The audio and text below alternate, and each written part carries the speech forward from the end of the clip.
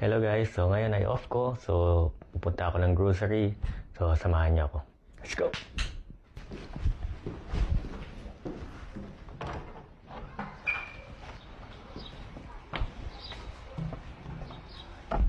Ayun, dito tayo sa Lidl.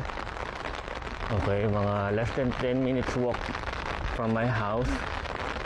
Dito ako namimili kasi mas mura dito kaysa sa ibang supermarket. Tara, pasok na tayo. Nabutan na tayo ng ulan. Ito may Super Mario 3.49 Pringles.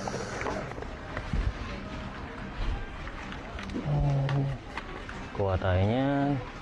Saka ito paborito ko to eh. Tortilla chips. Snack day. 1.09 lang ito. Pwede. 2.99 lang. Pero na-try ko na to dati eh. Medyo matigas siya.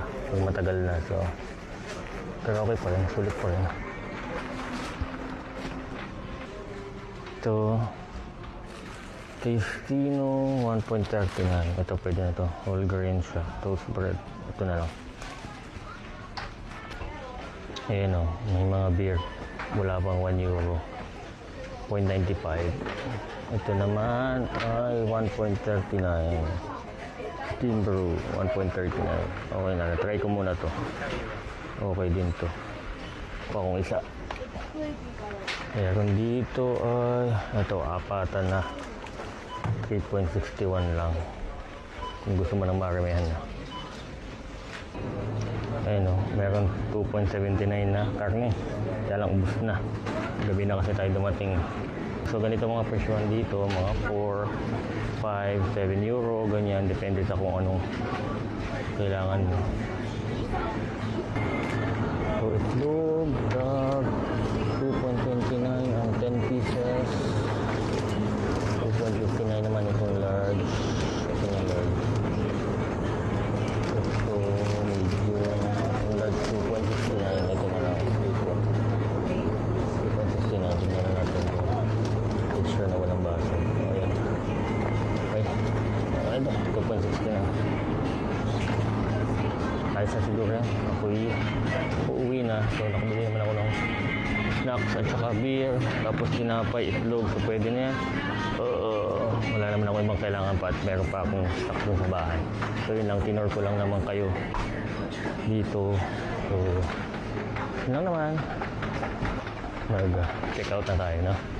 So yun, maraming mga naka-sale din dito. Katulad niyan.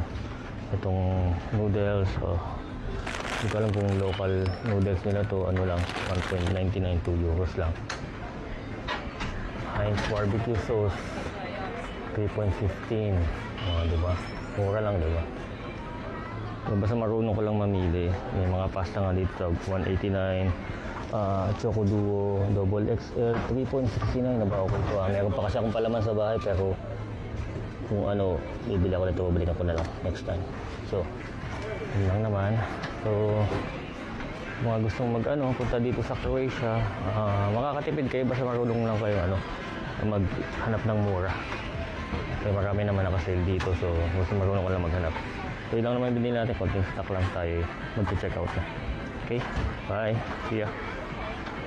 Ang napamili natin ay nasa €10 and 40 cents ata. Nakalimutan ko pa sa mga 10 point something.